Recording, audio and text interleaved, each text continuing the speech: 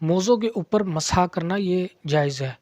حضرت مغیرہ بن شعبہ رضی اللہ تعالی عنہ ایک دفعہ نبی کریم صلی اللہ علیہ وسلم کے ساتھ سفر پہ جا رہے تھے، تو نبی کریم صلی اللہ علیہ وسلم وضو کرنے لگے تو یہ نیچے جھک گئے کہ میں ان کے موزے اتاروں، تو نبی کریم صلی اللہ علیہ وسلم نے کہا رہنے دو، میں نے موزوں کو طہارت کی حالت میں پہنا ہے۔ پھر اس کے بعد نبی کریم صلی اللہ علیہ وسلم نے مسح کیا۔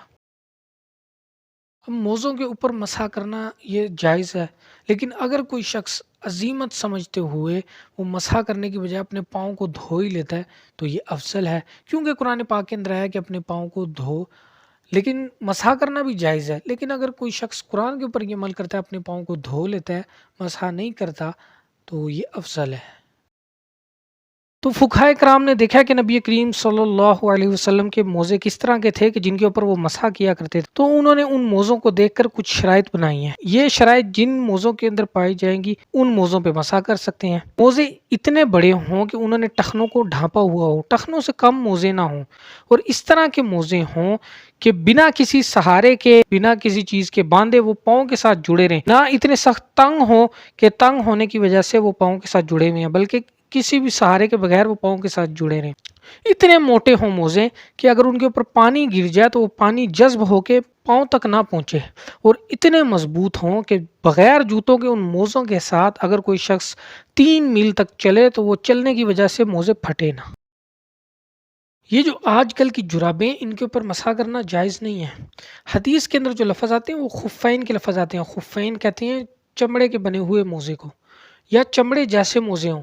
اب فقہائے کرام نے دیکھا ہے کہ چمڑے جیسے موزے کون سے ہوں گے، تو انہوں نے کچھ شرائط لگا دی ہیں۔ اتنے موٹے ہوں کہ 3 میل تک چلیں تو نہ پھٹیں، ان کے اندر پانی جذب ہو کے پاؤں تک نہ جاتا ہو، وہ بنا کسی سہارے کے پنڈلی کے ساتھ جڑے رہیں، نہ چست ہونے کی وجہ سے جڑے رہیں۔ اب یہ جو شرائطیں، یہ شرائطیں ان موضوع کے اندر پائی نہیں جاتی، اور فقہائے کرام کا بھی اتفاق ہے کہ یہ شرائطیں جن موضوع کے اندر نہ پائی جائیں ان پہ مسح نہیں ہوتا۔ اب بعض لوگ کہتے ہیں کہ حدیث کے اندر جورب کا لفظ آتا ہے، تو وہ جورب آج کے زمانے کی جرابیں نہیں تھی، وہ اس زمانے کی تھی۔ اس زمانے میں یہ جرابیں نہیں پائی جاتی تھی، کیونکہ ایک اور روایت بھی ہے اس طرح کہ جرابوں پر مسح کرنا جائز ہے اگرچہ وہ موٹی ہوں، تو لہٰذا جن موضوع کے اندر یہ شرائطیں پائی جائیں گی ان سے ہی مسح کرنا جائز ہوگا۔ اگر تھوڑا موزہ پھٹے تو اس کے اوپر ہم مسح کر سکتے ہیں، لیکن اگر موزہ زیادہ پھٹ جائے تو پھر اس کے اوپر مسح کرنا جائز نہیں ہے۔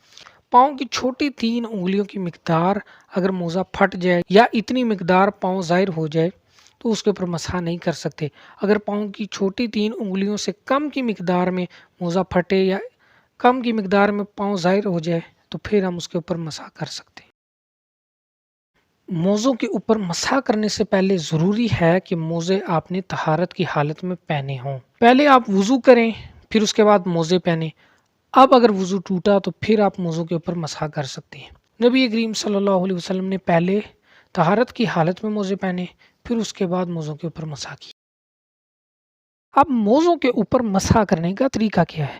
تو پہلے دونوں ہاتھ ہم موزوں کے اوپر رکھیں گے اور پھر ہاتھوں کو پنڈلیوں کی طرف کھینچیں گے، اور یہ پوری انگلیاں جو ہیں وہ موزوں کے ساتھ لگنی چاہیے، خالی انگلیوں کے پورے نہیں، ساری انگلیاں موزوں کے ساتھ لگنی چاہیے۔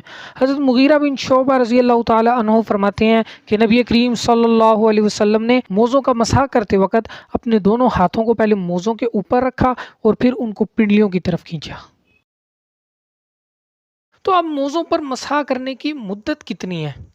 تو جو شخص مسافر نہیں ہے یعنی مقیم ہے اس کے لیے 24 گھنٹے، اور جو شخص مسافر ہے یعنی سفر کے اوپر نکلا ہوا ہے تو اس کے لیے 72 گھنٹے۔ نبی کریم صلی اللہ علیہ وسلم نے فرمایا کہ موزوں پر مسح کرنے کی مدت مقیم کے لیے 1 دن اور 1 رات ہے، یعنی 24 گھنٹے۔ اب آپ نے صبح 6 بجے مسح کیا تو اگلے دن صبح 6 بجے آپ موزوں کے اوپر دوبارہ مسح نہیں کر سکتے، آپ کو پاؤں دھونا پڑے گا، اور مسافر کے لیے 3 دن اور 3 راتیں یعنی 72 گھنٹے۔ تو اب مسح کرنے کے بعد جیسے ہی 72 گھنٹے پورے ہو جائیں گے تو آپ پھر موزوں کے اوپر مسح نہیں کر سکتے، آپ کو موزے اتار کے پاؤں کو دھونا پڑے گا۔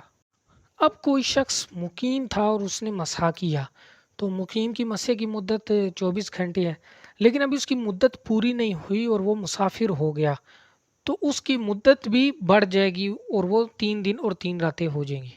تو جیسے ہی وہ شخص مقیم سے مسافر ہوگا تو اسی طرح اس کی مسح کرنے کی مدت بھی مقیم سے مسافر کی طرف تبدیل ہو جائے گی۔